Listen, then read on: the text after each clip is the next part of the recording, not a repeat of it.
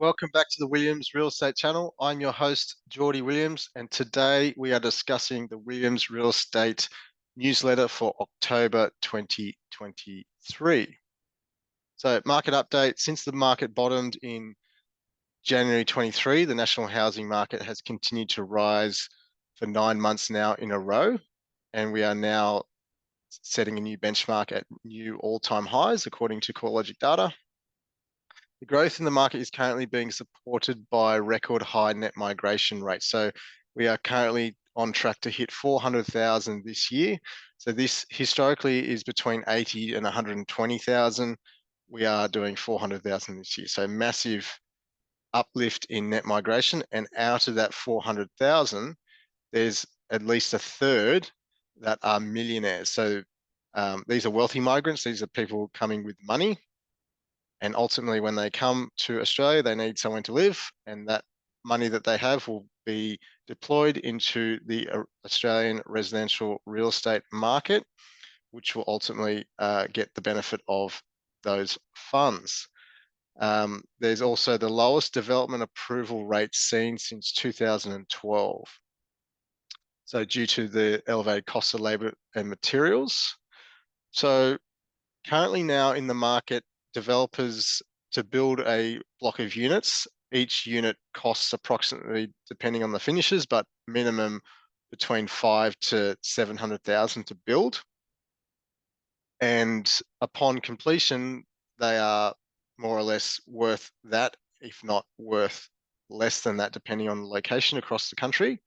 So there's a lot of developments now that don't stack up. So by the time they build it, it's not even worth as much as it is. So they're waiting for the market to move dramatically in order to there to be a good enough profit margin for them to allow to kickstart development again. So there's a lot of developers who are just sitting on sites at the moment and shelving projects until the market turns, or a lot more stronger to make their projects stack up. So this is creating a classic high demand from net migration and low supply because developers aren't building as much as they have historically. So when there's a high demand for a product and a low supply, prices go up. It is the economics 101. So the lack of new housing construction is currently driving historic low rental vacancies across the country, with most regions tracking as low as 1%, according to SQM research. So only ever at one time there's 1 or even less than 1% of available rentals. So we are also seeing this firsthand in towns that we invest in. So I've got 2 properties in a town in regional Queensland that has 15,000 population, that this town only ever has 3 or 4 rentals available at one time. So chronic undersupply. When I recently listed the property for rent, I had 12 applications. So this high demand for rentals and such a shortage in a rental accommodation is currently driving up the rents. So creating high rental yields and ultimately creating great value for money. So now the rental yields are going higher because of the higher rents, because of the lack of supply of rental accommodation. We believe this will only be a matter of time where the higher rents will be capitalized into higher property prices. So typically we can pick up in residential real estate up to 8-9% rental yields, absolute maximum. So as these rental yields increase, the values then follow behind. So prices, rents rise first, and then prices follow. So we've seen this now firsthand by the leading indicator of rents rising is a good leading indicator for prices to then follow on shortly. The Reserve Bank of Australia has recently published the half-yearly financial stability review, which was quite interesting with a lot of data, a lot of graphs. But to summarize, despite the high interest rates that we've seen over the course of this year and the end of last year, mortgage arrears remains near historic lows. So we've had the most aggressive rate hiking session ever recorded. However, mortgage arrears, so people who are behind on their loans, is still relatively low, which has been supported by historically strong labour markets. So this is in relation to the unemployment rate. So very low unemployment rate, so of 3.5 to 3.6%, the lowest seen since the mid 70s. So this basically means that anyone who wants a job can get a job. If not, they can get a second and a third job because there's a lot of work out there and not enough people to fill those positions. So there's a very low unemployment rate. So people have money, even though rates are higher, people have money because there's plenty of work out there, and it is combating the mortgage arrears. Rising housing prices, so rising housing market prices is also providing some support to household balance sheets by increasing household wealth and reducing losses in the event of a default. So when the prices rise, so property prices now are rising over to what is outstanding in terms of loans to the bank. So if mum and dad bought Johnny and Sarah bought $1 million property, $1.5 million property a year or two ago, and now they can't afford the interest rate because they need to potentially offload that property. The property's worth more than what they owe on it, so they can sell the property, pay off their loan, and not be in a negative position. So therefore, it's not impacting the broader market. Those borrowers that have moved into default situations, most have been able to clear their debts. So with only 0.1% of loans outstanding are in negative equity based on the current house prices. So there's very little exposure for the broader market because most property are in a positive position. So if people need to offload their properties, they can still sell them, pay off the debt, have a bit of profit ideally, and then the market will continue to move forward. So the supposed mortgage cliff, which if you've been following me for a while now, I have been very opposed such mortgage cliff.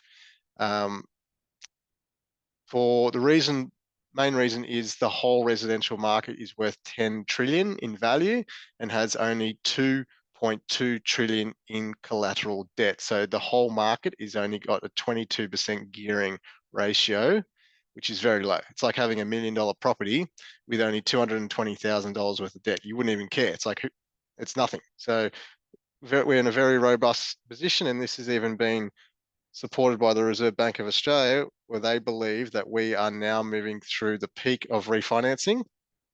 So this is where we would be most exposed if we were to be exposed. So we're now moved through the refinancing peak of people going from fixed loans to higher variable loans of 6 to 7%, and there's been no impact on the market. If anything, there's been the complete opposite, and prices have been rising since February, so nine months in a row. The RBA notes that most borrowers rolling off fixed rates have managed to transition to higher rates well. Very good. So very robust position moving forward, even supported by the Reserve Bank of Australia. So this is a bit more into the 18-year real estate cycle if you study it. So years ending in 3, which is 2023, is shaping up to be a pivotal year for the property market, transitioning from the bear market that we saw during COVID into a new era bull market. So if you look up W.D. Gann as well, he's a historic famous trader, and also a lot of Philip J. Anderson's work and Fred Harrison's work and Akhil Patel's work, that they study cycles. Years ending in 3 are typically a year that is a stabilizing year, transition out of a bear market, so a down market of COVID, which we just went through.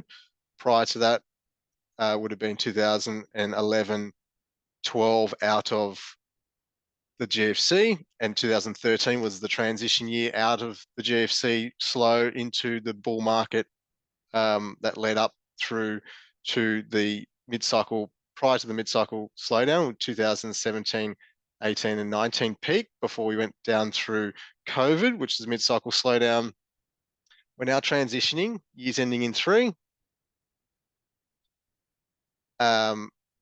Is now looking very similar to the historical pivotal years that ended in 3, such as 2013.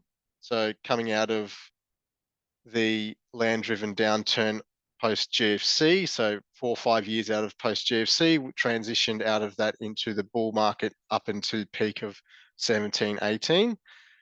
2003, so that is the transition year out of the dot-com bust that happened in 2000, 2001, 2002. We then transitioned out of, in 2003, out of that bear market into a bull market, 2004, 5, 6, 7 peak of the GFC. And also, if you go back one again to 1993, that was the transition out of the bear market that we went through in the 91 recession we had to have that peaked in 89 and commenced in 1990, 91 recession we had to have, where interest rates got to 17%. Most baby boomers that were holding property experienced that. And we then recovered 1992 and transitioned out in 1993, and then went on through the next bull market, 94, 95, 96, 97, up into the peak of 2000. So 2023 is now shaping up to be a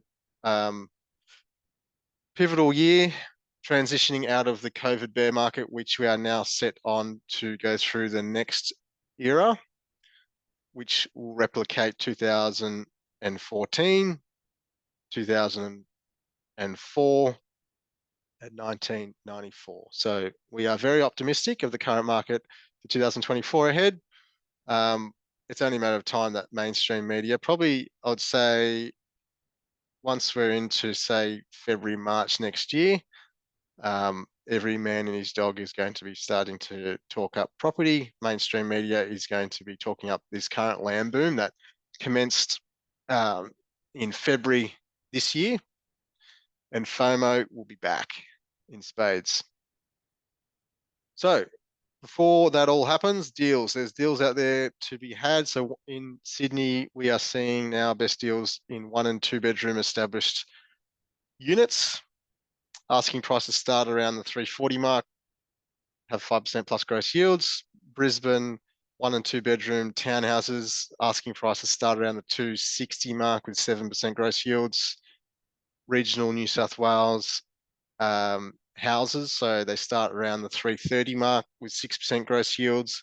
Best value we're seeing right now is in regional Queensland 3-bedroom houses.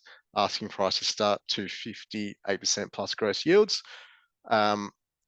Also, for the more experienced investors who are looking to pick up duplexes, so 2 properties on 1 title, we can find them starting at around the 450 mark with the 7+% gross yields.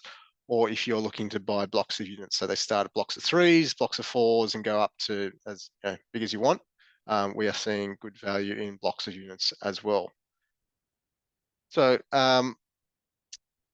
if you are looking to invest in property, get in touch today for a chat with myself. Happy to chat anytime, and we can also point you in the right direction in terms of giving you the details of our key resources, including mortgage brokers, solicitors, conveyancers, tax accountants, and quantity surveyors, so you can build your team around you to help you build your investment team to help you on your journey. So thanks for watching. I'll see you next time.